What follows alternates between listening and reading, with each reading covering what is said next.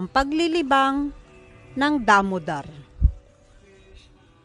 Si Narada Muni nga ay naggawad ng parusa sa dalawang magkapatid na si Nalakobera at Manigriba na sila ay mapupunta sa anyo ng puno.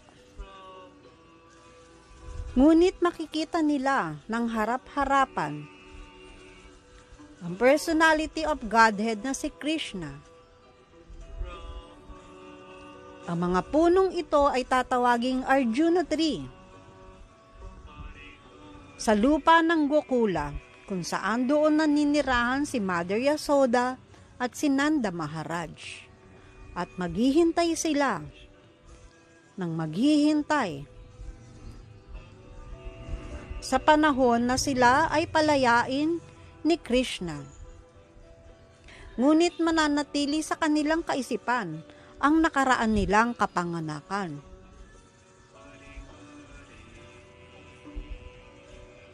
Minsan, nang makita ni Mother Yasoda ang kanyang mga maidservants na abalang-abala rin sa mga gawaing bahay,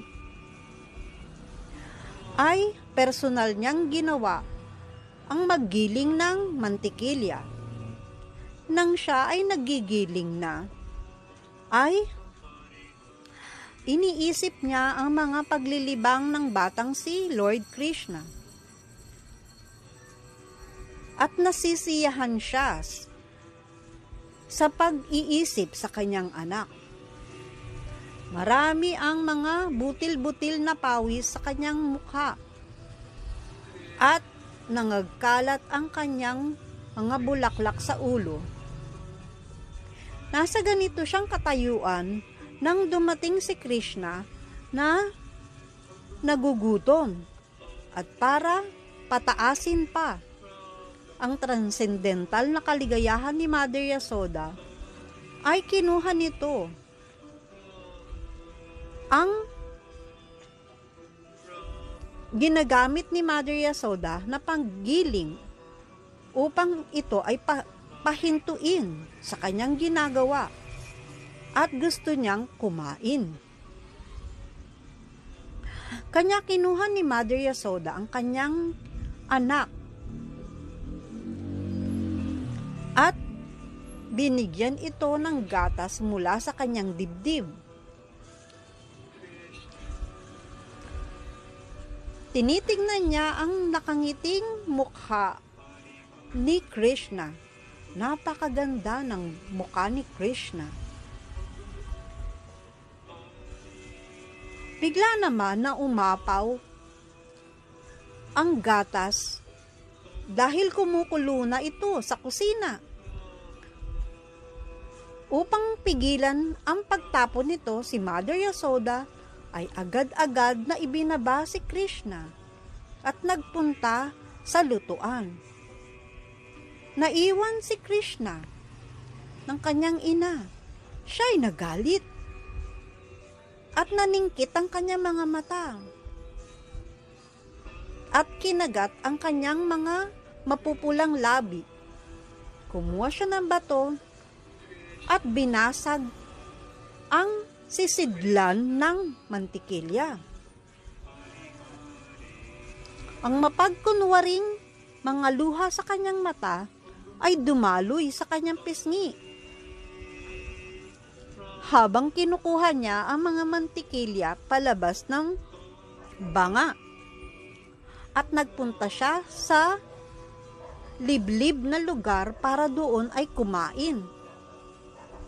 Samantala, si Mother Yasoda naman ay natapos na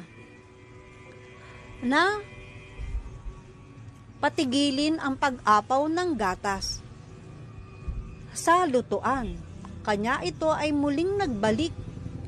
Pero nakita niya na sira na, butas na ang palayok kung saan ay naglalaman nito ng yogurt. Dahilan sa hindi niya makita ang kanyang anak, napag-isipan niya na ang anak niya ang gumawa ng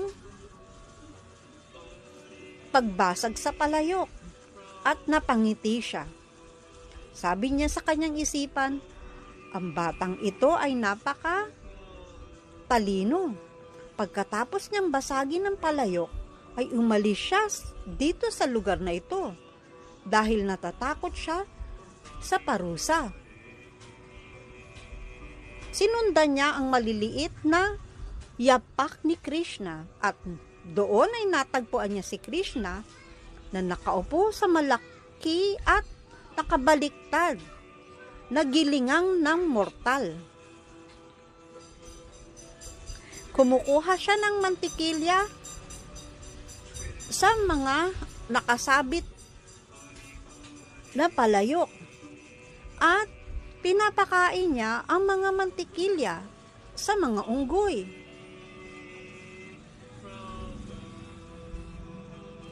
Nang tinignan siya ni Krishna,